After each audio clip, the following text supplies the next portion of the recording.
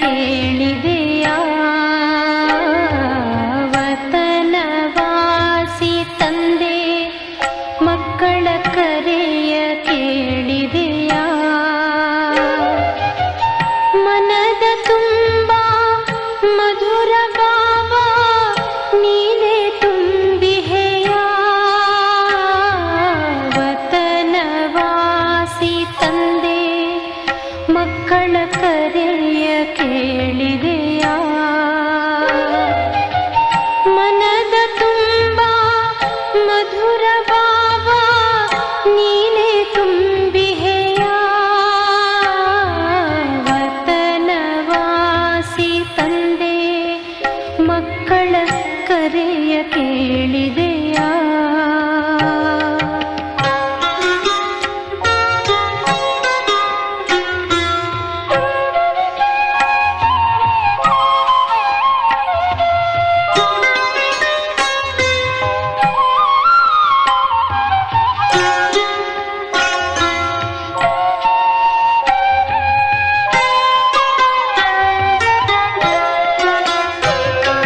ಪಾಲನೆ ಅವ್ಯಕ್ತ ರೂಪದಿ ನೀಡಿಹೆ.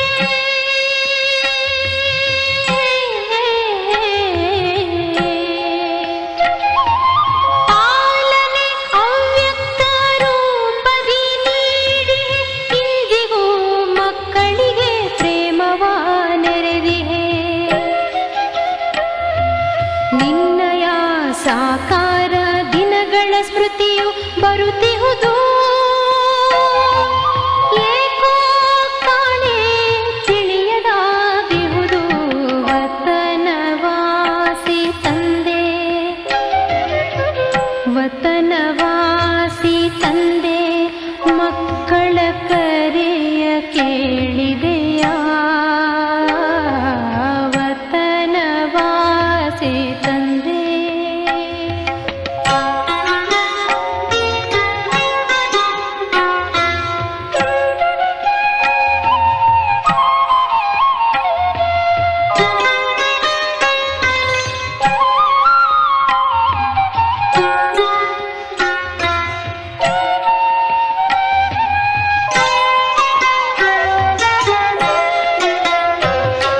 ಸೂಕ್ಷ್ಮ ದೇವತಾ ರೂಪದ ನಿನ್ನ ಮುಗುಳು ನಗೆಯು.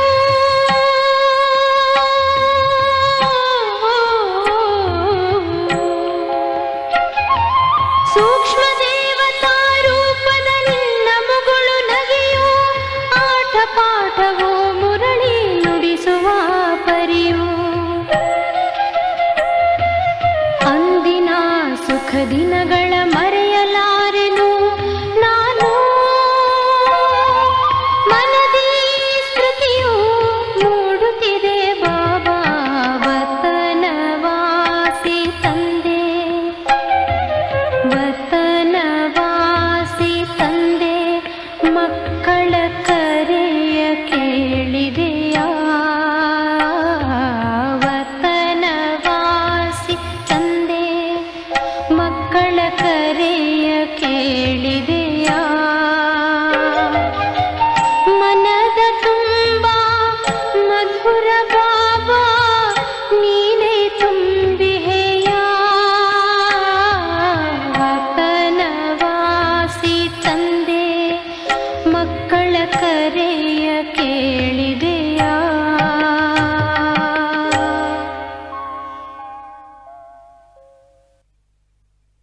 ಓಂ ಶಾಂತಿ.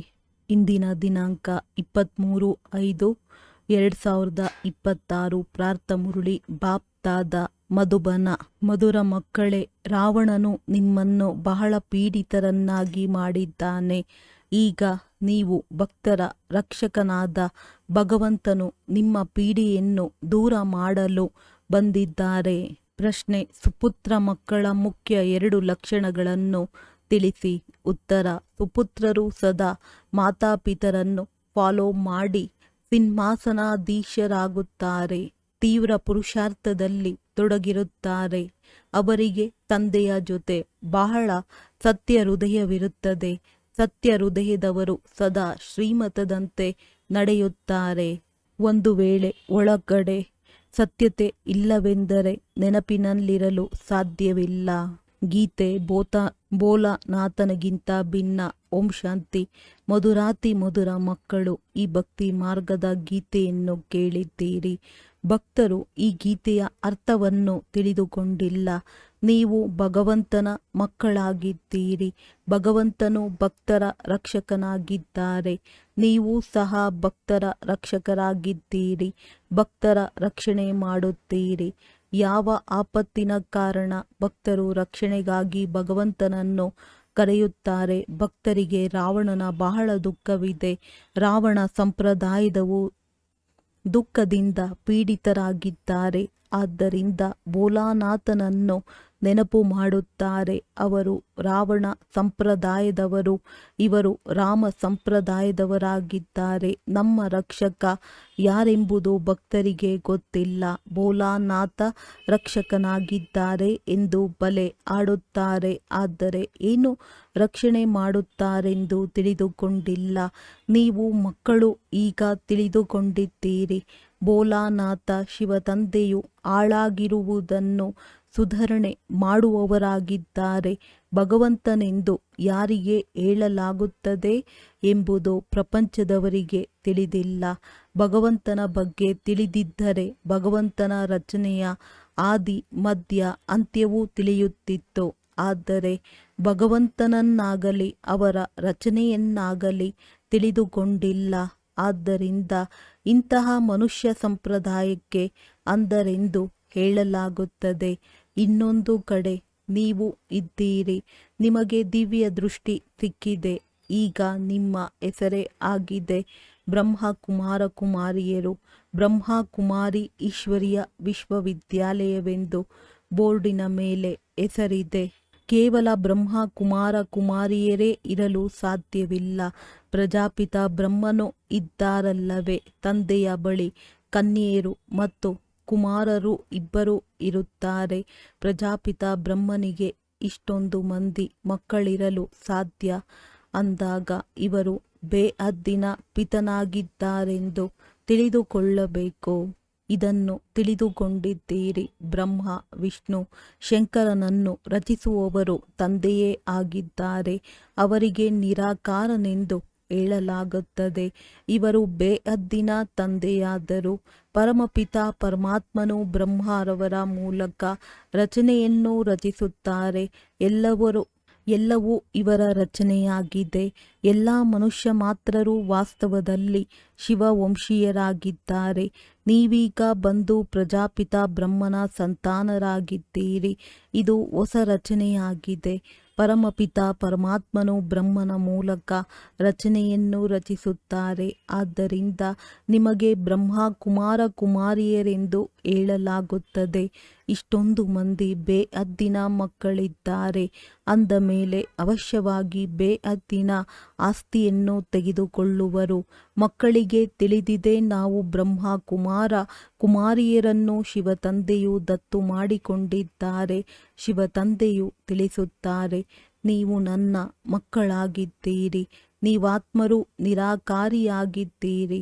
ಆದರೆ ಜ್ಞಾನವಂತೂ ಸಾಕಾರದಲ್ಲಿ ಬೇಕಲ್ಲವೇ? ನೀವು ತಿಳಿದುಕೊಂಡಿದ್ದೀರಿ, ನಾವು ಆದಿ ಸನಾತನ ದೇವಿ ದೇವತಾ ಧರ್ಮದವರಾಗಿದ್ದೆವು. ಬ್ರಹ್ಮರವರ ಮೂಲಕ ರಚನೆಯು ಇಲ್ಲಿಯೇ ಆಗುತ್ತದೆ. ಇಲ್ಲಿಯೇ ಶಿವ ಜಯಂತಿಯನ್ನು ಆಚರಿಸಲಾಗುತ್ತದೆ. ಇಲ್ಲಿ ಮಗಧ ದೇಶದಲ್ಲಿಯೇ ಜನ್ಮ ತೆಗೆದುಕೊಂಡಿದ್ದಾರೆ. ತಂದೆಯು ತಿಳಿಸುತ್ತಾರೆ, ಈ ದೇಶವು ಬಹಳ ಪವಿತ್ರ ಸ್ವರ್ಗವಾಗಿತ್ತು. ಈಗ ಇದಕ್ಕೆ ನರಕ ಮಗಧ ದೇಶವೆಂದು ಹೇಳಲಾಗುತ್ತದೆ. ನಂತರ ಸ್ವರ್ಗವಾಗುವುದು. ನೀವು ಮಕ್ಕಳ ಬುದ್ಧಿಯಲ್ಲಿದೆ. ಶಿವ ತಂದೆಯು ನಮಗೆ ರಾಜಯೋಗವನ್ನು ಕಲಿಸಿ ಪವಿತ್ರರನ್ನಾಗಿ ಮಾಡುತ್ತಾರೆ. ಪತಿತ ಪಾವನ ಭಕ್ತರ ರಕ್ಷಕ ಭಗವಂತನೆಂದು ಆಡುತ್ತಾರೆ. ಭಕ್ತರೇ ಕೂಗುತ್ತಾರೆ. ಪತಿತರಾಗಿದ್ದರೂ ಸಹ ತಮ್ಮನ್ನು ಪತಿತರೆಂದು ತಿಳಿದುಕೊಳ್ಳುವುದಿಲ್ಲ. ತಂದೆಯು ತಿಳಿಸುತ್ತಾರೆ, ನೀವೆಲ್ಲರೂ ಪತಿತರಾಗಿದ್ದೀರಿ. ಸತ್ಯಯುಗಕ್ಕೆ ಪಾವನ ಪ್ರಪಂಚವೆಂದು, ಕಲಿಯುಗಕ್ಕೆ ಪತಿತ ಪ್ರಪಂಚವೆಂದು ಹೇಳಲಾಗುತ್ತದೆ. ತಂದೆಯು ನಿಮಗೆ ಎಲ್ಲ ಸತ್ಯ ಮಾತುಗಳನ್ನು ತಿಳಿಸುತ್ತಾರೆ. ಲಕ್ಷಾಂತರ ವರ್ಷಗಳ ವಸ್ತು ಯಾವುದು ಇರುವುದಿಲ್ಲ. ಮನುಷ್ಯರು ಘೋರ ಅಂಧಕಾರದಲ್ಲಿದ್ದಾರೆ. ಕಲಿಯುಗವು ಇನ್ನೂ ಚಿಕ್ಕ ಮಗುವಾಗಿದೆ ಎಂದು ತಿಳಿಯುತ್ತಾರೆ ಮತ್ತು ನೀವು ತಿಳಿದುಕೊಂಡಿದ್ದೀರಿ. ಮೃತ್ಯುವು ಸನ್ಮುಖದಲ್ಲಿ ನಿಂತಿದೆ. ಅಂಧಕಾರ ಮತ್ತು ಪ್ರಕಾಶತೆಯ ವರ್ಣನೆಯನ್ನು ಸಂಗಮದಲ್ಲಿಯೇ ಮಾಡಲಾಗುತ್ತದೆ. ನೀವೀಗ ಘೋರ ಪ್ರಕಾಶದಲ್ಲಿ ಬಂದಿದ್ದೀರಿ. ಸತ್ಯಯುಗದಲ್ಲಿ ನೀವು ಈ ವರ್ಣನೆ ಮಾಡಲು ಸಾಧ್ಯವಿಲ್ಲ. ಅಲ್ಲಿ ಈ ಜ್ಞಾನವೇ ಇರುವುದಿಲ್ಲ. ಈ ಸಮಯದಲ್ಲಿ ತಂದೆಯು ಕುಳಿತು ಮಕ್ಕಳಿಗೆ ತಿಳಿಸುತ್ತಾರೆ, ನೀವು ಸತ್ಯಯುಗದಲ್ಲಿ ಸೂರ್ಯವಂಶಿ ಮನೆತನದವರಾಗಿದ್ದೀರಿ. ಮತ್ತೆ ಅಂತ್ಯದಲ್ಲಿ ಬಂದು ಶೂದ್ರ ವಂಶೀಯರಾಗಿದ್ದೀರಿ. ಈಗ ಮತ್ತೆ ಬ್ರಾಹ್ಮಣ ವಂಶಿಗಳಾಗಿದ್ದೀರಿ. ನೀವೀಗ ಸರ್ವೋತ್ತಮ ಬ್ರಾಹ್ಮಣ ಕುಲದವರಾಗಿದ್ದೀರಿ, ಅತ್ಯುತ್ತಮರಾಗಿದ್ದೀರಿ. ಇದು ಈಶ್ವರಿಯ ಕುಲವಲ್ಲವೇ? ತಂದೆಯ ಬಳಿ ಬರುತ್ತಾರೆ. ಆಗ ತಂದೆಯು ಯಾರ ಬಳಿ ಬಂದಿದ್ದೀರಿ ಎಂದು ಕೇಳಿದಾಗ ತಂದೆಯ ಬಳಿ ಎಂದು ಹೇಳುತ್ತಾರೆ. ಇಬ್ಬರೂ ತಂದೆಯರಿದ್ದಾರೆ, ಒಬ್ಬರು ಲೌಕಿಕ, ಇನ್ನೊಬ್ಬರು ಪಾರಲೌಕಿಕ. ಎಲ್ಲ ಸಾಲಿಗ್ರಾಮಗಳ ತಂದೆ ಒಬ್ಬರೇ ಶಿವನಾಗಿದ್ದಾರೆ. ನಿಮ್ಮ ಬುದ್ಧಿಯಲ್ಲಿ ಈ ಜ್ಞಾನವು ಅನಿಯುತ್ತಿರುತ್ತದೆ. ನಾವು ಒಬ್ಬ ತಂದೆಯ ಮಕ್ಕಳಾಗಿದ್ದೇವೆ. ಅವರಿಂದ ಆಸ್ತಿಯನ್ನು ತೆಗೆದುಕೊಳ್ಳುತ್ತೇವೆ. ನಿರಾಕಾರ ತಂದೆಯು ಆಸ್ತಿಯನ್ನು ಸಾಕಾರದ ಮೂಲಕವೇ ಕೊಡುವರಲ್ಲವೇ? ತಂದೆಯು ತಿಳಿಸುತ್ತಾರೆ, ನಾನು ಸಾಧಾರಣ ತನುವಿನಲ್ಲಿ ಬಂದು ಪ್ರವೇಶ ಮಾಡುತ್ತೇನೆ. ಈಗ ತಂದೆಯು ಮಕ್ಕಳಿಗೆ ಹೇಳುತ್ತಾರೆ, ಮಕ್ಕಳೇ, ದೇಹಿ ಅಭಿಮಾನಿ ಭವ. ತಮ್ಮನ್ನು ಆತ್ಮನೆಂದು ತಿಳಿಯಿರಿ. ಈ ದೇಹವು ವಿನಾಶಿ, ಆತ್ಮವು ಅವಿನಾಶಿಯಾಗಿದೆ. ಆತ್ಮವೇ 84 ಜನ್ಮಗಳನ್ನು ತೆಗೆದುಕೊಳ್ಳಬೇಕಾಗುತ್ತದೆ, ದೇಹವಲ್ಲ. ದೇಹವಂತೂ ಬದಲಾಗುತ್ತಿರುತ್ತದೆ. ಮತ್ತೆ ಅನ್ಯ ಮಿತ್ರ ಸಂಬಂಧಿಗಳು ಸಿಗುತ್ತಾರೆ ಪರಮಪಿತ ಪರಮಾತ್ಮನ ಮೂಲಕ. ಈಗ ಆತ್ಮವು ಬೇಹದ್ದಿನ ತಂದೆಯಿಂದ ಆಸ್ತಿಯನ್ನು ತೆಗೆದುಕೊಳ್ಳಬೇಕಾಗಿದೆ. ನೀವೇ ಕೇಳಿದ ನಂತರ ಧಾರಣೆ ಮಾಡಿಕೊಳ್ಳುತ್ತೀರಿ. ನಿಮ್ಮ ಆತ್ಮದಲ್ಲಿ ಸಂಸ್ಕಾರವಿದೆ, ಶರೀರದ ಸಂಸ್ಕಾರವೆಂದು ಹೇಳುವುದಿಲ್ಲ. ಸಂಸ್ಕಾರವು ಆತ್ಮದಲ್ಲಿಯೇ ಇರುತ್ತದೆ. ನಿಮ್ಮ ಆತ್ಮನ ಸಂಸ್ಕಾರವು ತಮೋ ಪ್ರಧಾನವಾಗಿದೆ. ಅದನ್ನು ಈಗ ಪರಿವರ್ತನೆ ಮಾಡಿಕೊಳ್ಳಬೇಕಾಗಿದೆ. ಕಾಯಕಲ್ಪತರು ಎಂದು ಹೇಳಲಾಗುತ್ತದೆ. ಕಾಯವು ಕಲ್ಪವೃಕ್ಷದ ಸಮಾನ ಆಗುತ್ತದೆ. ದೀರ್ಘಾಯಸ್ಸು ಇರುತ್ತದೆ. ನೀವು ತಿಳಿದುಕೊಂಡಿದ್ದೀರಿ. ಇಲ್ಲಂತೂ ಆಯಸ್ಸು ಬಹಳ ಕಡಿಮೆ ಇದೆ. ಚಿಕ್ಕ ವಯಸ್ಸಿನಲ್ಲಿಯೇ ಕುಳಿತಿದಂತೆಯೇ ಅಕಾಲ ಮೃತ್ಯುವಾಗಿ ಬಿಡುತ್ತದೆ. ನೀವೀಗ ಕಾಲದ ಮೇಲೆ ಜಯ ಗಳಿಸುತ್ತೀರಿ. ಅಲ್ಲಿ ಕಾಲವೆಂದು ಕಬ್ಬಳಿಸುವುದಿಲ್ಲ. ಅಕಾಲದಲ್ಲಿ ಶರೀರ ಬಿಡುವುದಿಲ್ಲ. ಈಗ ಈ ಶರೀರಕ್ಕೆ ವಯಸ್ಸಾಯಿತು. ಇದನ್ನು ಬಿಟ್ಟು ಹೊಸದನ್ನು ತೆಗೆದುಕೊಳ್ಳಬೇಕೆಂದು ತಿಳಿದುಕೊಂಡಿರುತ್ತೀರಿ. ಶರೀರ ಬಿಡುವ ಸಮಯದಲ್ಲಿಯೂ ಅಲ್ಲಿ ವಾದ್ಯಗಳು ಮೊಳಗುತ್ತವೆ. ಜನ್ಮ ಪಡೆಯುವ ಸಮಯದಲ್ಲಿಯೂ ಮೊಳಗುತ್ತವೆ. ಅಲ್ಲಿ ಅಳುವ ಮಾತೆ ಇರುವುದಿಲ್ಲ. ನಿಮಗೆ ಭ್ರಮರಿಯ ಉದಾಹರಣೆಯನ್ನು ತಿಳಿಸಲಾಗುತ್ತದೆ. ನೀವು ಬ್ರಾಹ್ಮಣಿಯರಾಗಿದ್ದೀರಿ. ಬ್ರಾಹ್ಮಣಿ ಮತ್ತು ಭ್ರಮರಿಯ ರಾಶಿ ಹೋಲುತ್ತದೆ. ಯಾವ ಕೆಲಸವನ್ನು ಭ್ರಮರಿ ಮಾಡುತ್ತದೆಯೋ ಅದನ್ನೇ ನೀವು ಮಾಡುತ್ತೀರಿ. ಅದ್ಭುತವಲ್ಲವೇ? ಭ್ರಮರಿಯ ಉದಾಹರಣ, ಸರ್ಪದ ಉದಾಹರಣ, ಆಮೆಯ ಉದಾಹರಣೆ ಎಲ್ಲವೂ ಶಾಸ್ತ್ರಗಳಲ್ಲಿವೆ. ಸನ್ಯಾಸಿಗಳು ಸಹ ಈ ಉದಾಹರಣೆ ತಿಳಿಸುತ್ತಾರೆ. ಈಗ ನೀವು ಮಕ್ಕಳು ತಂದೆಯ ಮೂಲಕ ಇದೆಲ್ಲವನ್ನು ತಿಳಿದುಕೊಳ್ಳುತ್ತಿದ್ದೀರಿ. ಅದಂತೂ ಭಕ್ತಿ ಮಾರ್ಗವಾಯಿತು. ಕಳೆದು ಓದುವುದರ ಗಾಯನ ಮಾಡುವುದು ಇದು ಮತ್ತೆ ನಂತರದಲ್ಲಿ ಗಾಯನವಾಗುತ್ತದೆ. ಈ ಸಮಯದಲ್ಲಿಯೇ ತಂದೆಯು ಈ ತನುವಿನಲ್ಲಿ ಬರುತ್ತಾರೆ. ಈ ಬ್ರಹ್ಮರವರಿಗೆ ಭಗವಂತನೆಂದು ಹೇಳಲಾಗುವುದಿಲ್ಲ. ಅದಂತೂ ಅಂಧಶ್ರದ್ಧೆಯಾಗುತ್ತದೆ. ಇಂತಹ ಮನುಷ್ಯರು ಇದ್ದಾರೆ. ರಾಮನನ್ನು ಕೃಷ್ಣನನ್ನು ಭಗವಂತನೆಂದು ತಿಳಿಯುತ್ತಾರೆ. ಕೃಷ್ಣನಿಗೂ ರಾಮನಿಗೂ ಸರ್ವವ್ಯಾಪಿ ಎಂದು ಹೇಳಿಬಿಡುತ್ತಾರೆ. ಕೆಲವರು ಕೃಷ್ಣ ಪಂಥದವರು, ಕೆಲವರು ರಾಧೆಯ ಪಂಥದವರಿರುತ್ತಾರೆ. ರಾಧೆಯ ಪಂಥದವರು ಎಲ್ಲಿ ನೋಡಿದರಲ್ಲಿ ರಾಧೆಯೇ ರಾಧೆ ಎಂದು ಹೇಳುತ್ತಾರೆ. ಕೃಷ್ಣ ಪಂಥದವರು ಎಲ್ಲ ಕಡೆಯೂ ಕೃಷ್ಣನೇ ಕೃಷ್ಣನಿದ್ದಾನೆಂದು ರಾಮಪಂಥದವರು ರಾಮನೇ ರಾಮನೆಂದು ಹೇಳುತ್ತಾರೆ. ರಾಮನು ಕೃಷ್ಣನಿಗಿಂತ ದೊಡ್ಡವನೆಂದು ತಿಳಿಯುತ್ತಾರೆ. ಏಕೆಂದರೆ ರಾಮನನ್ನು ತ್ರೇತಾಯುಗದಲ್ಲಿಯೂ ಕೃಷ್ಣನನ್ನು ದ್ವಾಪರ ಯುಗಕ್ಕೆ ತೆಗೆದುಕೊಂಡು ಹೋಗಿದ್ದಾರೆ. ಎಷ್ಟೊಂದು ಅಜ್ಞಾನವಿದೆ. ಈಗ ತಂದೆಯು ನೀವು ಮಕ್ಕಳಿಗೆ ತಿಳಿಸುತ್ತಿದ್ದಾರೆ. ಎಷ್ಟೊಂದು ಮಂದಿ ಬ್ರಹ್ಮ ಕುಮಾರ ಕುಮಾರಿಯರಿದ್ದಾರೆಂದರೆ ಅವಶ್ಯವಾಗಿ ಬೇಹದ್ದಿನ ತಂದೆಯೂ ಇರುವರು. ನೀವು ಯಾರೊಂದಿಗಾದರೂ ಕೇಳಿರಿ, ಪ್ರಜಾಪಿತ ಬ್ರಹ್ಮನ ಹೆಸರನ್ನು ಎಂದಾದರೂ ಕೇಳಿದ್ದೀರಾ? ತಂದೆಯು ಸ್ವರ್ಗದ ಹೊಸ ರಚನೆಯನ್ನು ರಚಿಸಿದ್ದಾರೆ. ಬ್ರಹ್ಮರವರ ಮೂಲಕ ಬ್ರಾಹ್ಮಣರೆಂದು ಗಾಯನವಿದೆ. ಎಲ್ಲಿಯವರೆಗೆ ನೀವೆಲ್ಲ ಬ್ರಾಹ್ಮಣರು ಬ್ರಹ್ಮಮುಖ ವಂಶಾವಳಿ ಆಗುವುದಿಲ್ಲವೋ ಅಲ್ಲಿಯವರೆಗೆ ತಾತನಿಂದ ಆಸ್ತಿಯನ್ನು ತೆಗೆದುಕೊಳ್ಳಲು ಸಾಧ್ಯವಿಲ್ಲ. ಬೇಹದ್ದಿನ ಮಕ್ಕಳು ಬೇಹದ್ದಿನ ಆಸ್ತಿಯನ್ನು ತಂದೆಯಿಂದಲೇ ತೆಗೆದುಕೊಳ್ಳುತ್ತೀರಿ. ಅವಶ್ಯವಾಗಿ ತೆಗೆದುಕೊಂಡಿದ್ದೀರಿ. ಸ್ವರ್ಗವಾಸಿಗಳಾಗಿದ್ದೀರಿ. ಈಗ ನರಕವಾಸಿಗಳಾಗಿ ಬಿಟ್ಟಿದ್ದೀರಿ.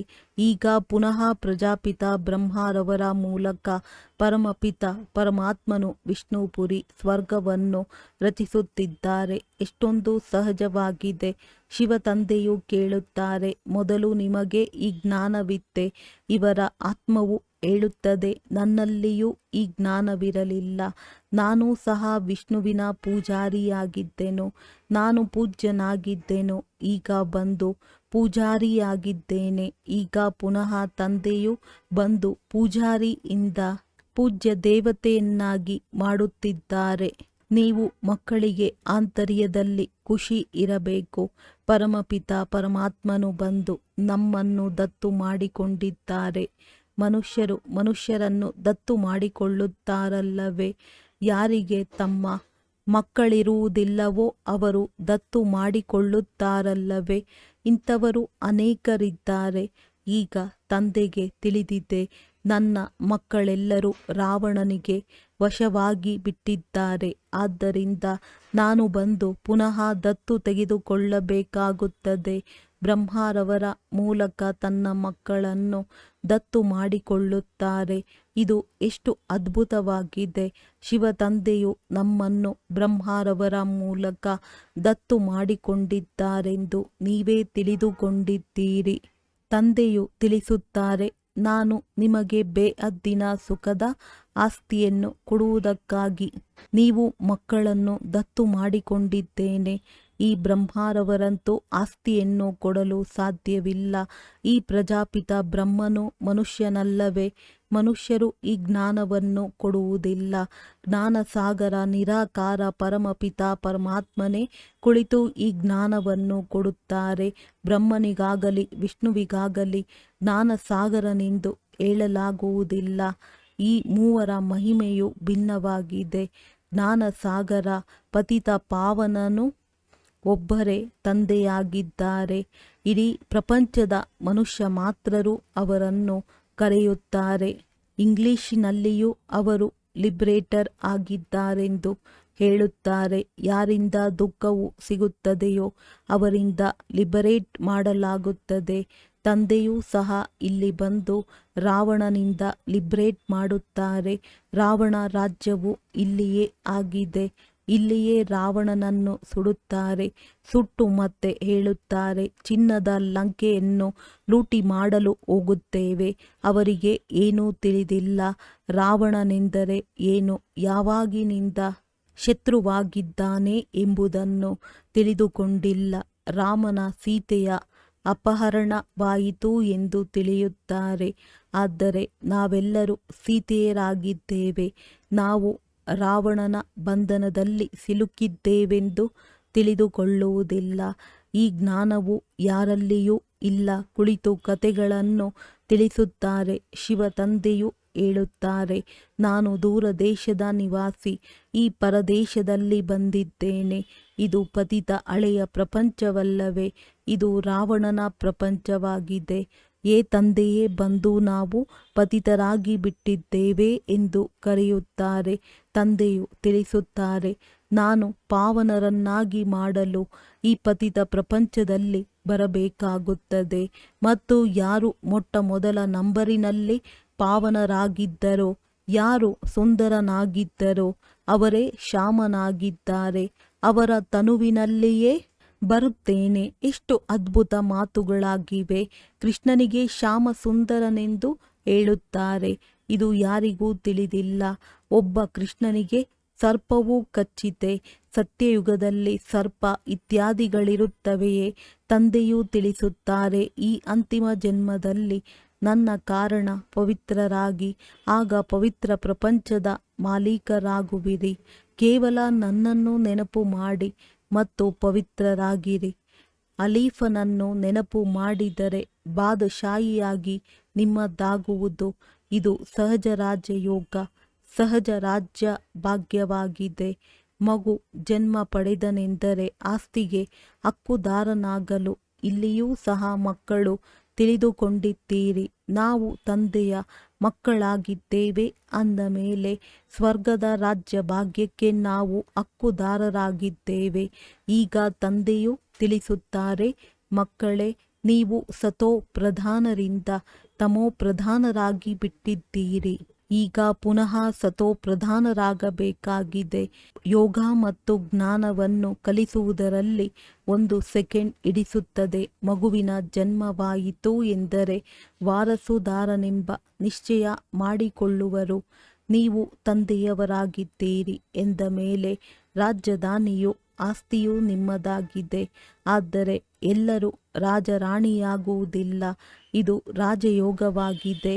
ರಾಜ, ರಾಣಿ, ಪ್ರಜೆ, ಸಾಹುಕಾರರು, ಬಡವರು ಎಲ್ಲರೂ ಬೇಕು. ಆದ್ದರಿಂದ ರುದ್ರಮಾಲೆಯು ಮಾಡಲ್ಪಟ್ಟಿದೆ. ಯಾವುದನ್ನು ಭಕ್ತಿ ಮಾರ್ಗದಲ್ಲಿ ಜಪಿಸುತ್ತಾರೆ. ನಾವು ರಾಜಯೋಗವನ್ನು ಕಲಿಯಲು ಬಂದಿದ್ದೇವೆ. ಮಾತಾಪಿತರನ್ನು ಫಾಲೋ ಮಾಡಿ ಮೊಟ್ಟ ಮೊದಲು ಸೂರ್ಯವಂಶಿ ನಂತರ ಚಂದ್ರವಂಶಿಯರಾಗುತ್ತೇವೆ ಎಂದು ತಿಳಿದುಕೊಂಡಿದ್ದೀರಿ. ಯಾರು ಮಾತಾಪಿತರನ್ನು ಫಾಲೋ ಮಾಡಿ ಸಿಂಹಾಸನಾಧೀಶರಾಗುವರೋ ಅವರೇ ಸುಪುತ್ರರು. ತೀವ್ರ ಪುರುಷಾರ್ಥ ಮಾಡಬೇಕಾಗಿದೆ. ತಂದೆಯೂ ತಿಳಿಸುತ್ತಾರೆ, ನನ್ನನ್ನು ನೆನಪು ಮಾಡಿರಿ ಎಂದು. ಆದರೆ ಮಾಡುವುದೇ ಇಲ್ಲ. ಶ್ರೀಮತದಂತೆ ನಡೆಯುವುದಿಲ್ಲ. ಒಳಗೆ ಸತ್ಯತೆ ಇಲ್ಲ. ಹೃದಯವೂ ಸತ್ಯವಾಗಿದ್ದರೆ ಶ್ರೀಮತದಂತೆ ನಡೆಯುತ್ತಾರೆ. ತಂದೆಯನ್ನು ನೆನಪು ಮಾಡುತ್ತಾ ಇರುತ್ತಾರೆ. ಶ್ರೀಮತದ ಅನುಸಾರವೇ ನಿಮಗೆ ತಾತನಿಂದ ಆಸ್ತಿಯು ಸಿಗುತ್ತದೆ. ಬ್ರಹ್ಮನು ಸ್ವರ್ಗದ ಆಸ್ತಿಯನ್ನು ಕೊಡಲು ಸಾಧ್ಯವಿಲ್ಲ. ತಾತನ ಸಂಪಾದನೆಯ ಮೇಲೆ ಮೊಮ್ಮಕ್ಕಳ ಅಧಿಕಾರವಿರುತ್ತದೆ. ತಂದೆಯ ಸಂಪಾದನೆ ಮಕ್ಕಳು ಭಾಗಿದಾರರಾಗುತ್ತಾರೆ ಅಂದಾಗ ಹಕ್ಕುದಾರರಾಗಿದ್ದಾರೆ. ಇಲ್ಲಿ ನಿಮಗೆ ಶಿವ ತಂದೆಯಿಂದ ಆಸ್ತಿಯೂ ಸಿಗುತ್ತದೆ. ತಂದೆಯಿಂದಲೇ ಜ್ಞಾನ ರತ್ನಗಳು ಸಿಗುತ್ತವೆ. ನೀವು ತಿಳಿದುಕೊಂಡಿದ್ದೀರಿ, ನಾವು ಬ್ರಾಹ್ಮಣರೇ ಮತ್ತೆ ದೇವಿ ದೇವತೆಗಳಾಗುತ್ತೇವೆ. ಜಗದಂಬೆ ಯಾರಾಗಿದ್ದಾರೆ? ತಂದೆಯು ತಿಳಿಸುತ್ತಾರೆ, ಇವರು ಬ್ರಾಹ್ಮಣಿಯಾಗಿದ್ದರು, ಜ್ಞಾನೇಶ್ವರಿಯಾಗಿದ್ದರು. ಇವರೇ ನಂತರ ರಾಜರಾಜೇಶ್ವರಿಯಾಗುತ್ತಾರೆ. ನೀವು ಸಹ ಆ ರೀತಿ ಆಗುತ್ತೀರಿ. ಒಳ್ಳೆಯದು. ಮಧುರಾತಿ ಮಧುರ ಅಗಲಿ ಹೋಗಿ ಮರಳಿ ಸಿಕ್ಕಿರುವ ಮಕ್ಕಳ ಪ್ರತಿ ಮಾತ್ಪಿತಾ ಬಾಪ್ ದಾದಾರವರ ನೆನಪು, ಪ್ರೀತಿ ಹಾಗೂ ಸುಪ್ರಭಾತ. ಆತ್ಮಿಕ ಮಕ್ಕಳಿಗೆ ಆತ್ಮಿಕ ತಂದೆಯ ನಮಸ್ತೆ. ಧಾರಣೆಗಾಗಿ ಮುಖ್ಯ ಸಾರ: ಆತ್ಮದಲ್ಲಿರುವ ತಮೋಪ್ರಧಾನತೆಯ ಸಂಸ್ಕಾರವನ್ನು ನೆನಪಿನ ಬಲದಿಂದ ಪರಿವರ್ತನೆ ಮಾಡಿಕೊಳ್ಳಬೇಕಾಗಿದೆ.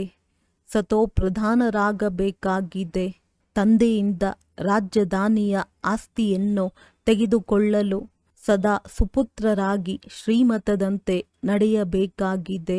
ಸತ್ಯ ತಂದೆಯೊಂದಿಗೆ ಸತ್ಯವಾಗಿರಬೇಕಾಗಿದೆ. ಮಾತಾಪಿತರನ್ನು ಪೂರ್ಣ ಫಾಲೋ ಮಾಡಬೇಕಾಗಿದೆ. ಜ್ಞಾನ ರತ್ನಗಳ ದಾನವನ್ನು ಮಾಡುತ್ತಿರಬೇಕಾಗಿದೆ. ವರದಾನ: ತಮ್ಮ ಪರಿವರ್ತನೆಯ ಮೂಲಕ ನಿರಂತರ ವಿಜಯದ ಅನುಭೂತಿ ಮಾಡುವಂತಹ ಸತ್ಯ ಸೇವಾಧಾರಿ ಭವ. ಹೇಗೆ ನಿರಂತರ ಯೋಗಿಯಾಗಿದ್ದೀರಿ ಹಾಗೆಯೇ ನಿರಂತರ ವಿಜಯಿಯಾಗಿರಿ. ಇದರಿಂದ ಸತ್ಯ ಸೇವಾದಾರಿ ಆಗಿಬಿಡುತ್ತೀರಿ. ಏಕೆಂದರೆ ವಿಜಯಿ ಆತ್ಮನು ಯಾವಾಗ ಪ್ರತಿಯೊಂದು ಸಂಕಲ್ಪ, ಪ್ರತಿ ಹೆಜ್ಜೆಯಲ್ಲಿ ವಿಜಯದ ಅನುಭವ ಮಾಡುತ್ತಾರೆ, ಆ ಪರಿವರ್ತನೆಯನ್ನು ನೋಡುತ್ತಾ ಸ್ವತಃವಾಗಿ ಅನೇಕ ಆತ್ಮರುಗಳ ಸೇವೆಯಾಗುವುದು ಅವರ ನಯನಗಳು ಆತ್ಮೀಯತೆಯ ಅನುಭವ ಮಾಡಿಸುತ್ತದೆ.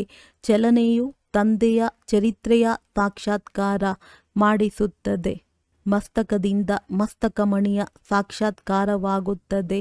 ಈ ರೀತಿ ತಮ್ಮ ಅವ್ಯಕ್ತ ಚೆಹರೆಯಿಂದ ಸೇವೆ ಮಾಡುವಂತಹ ವಿಶೇಷ ಆತ್ಮನನ್ನೇ ಸತ್ಯ ಸೇವಾದಾರಿ ಎಂದು ಹೇಳಲಾಗುತ್ತದೆ. ಸ್ಲೋಗನ್: ವಿಶೇಷತೆಗಳು ಅಥವಾ ಗುಣವು ದಾತನ ಕೊಡುಗೆಯಾಗಿದೆ. ದಾತನನ್ನು ನೋಡಿ, ವ್ಯಕ್ತಿಯನ್ನಲ್ಲ. ಅವ್ಯಕ್ತ ಸೂಚನೆಗಳು ಸದಾ ಅಚಲ, ಅಡೋಲ, ಏಕರಸ ಸ್ಥಿತಿಯ ಅನುಭವ ಮಾಡಿ. ಸಮಯ ಪ್ರಮಾಣ ಈಗ ಸದಾ ಅಚಲ, ಅಡೋಲ, ಸರ್ವ ಖಜಾನೆಗಳಿಂದ ಸಂಪನ್ನರಾಗಿ ಸ್ವಲ್ಪವೂ ಸಹ ಏರುಪೇರು ಆಗುತ್ತೀರಿ ಎಂದರೆ ಸರ್ವ ಖಜಾನೆಗಳ ಅನುಭವ ಆಗುವುದಿಲ್ಲ.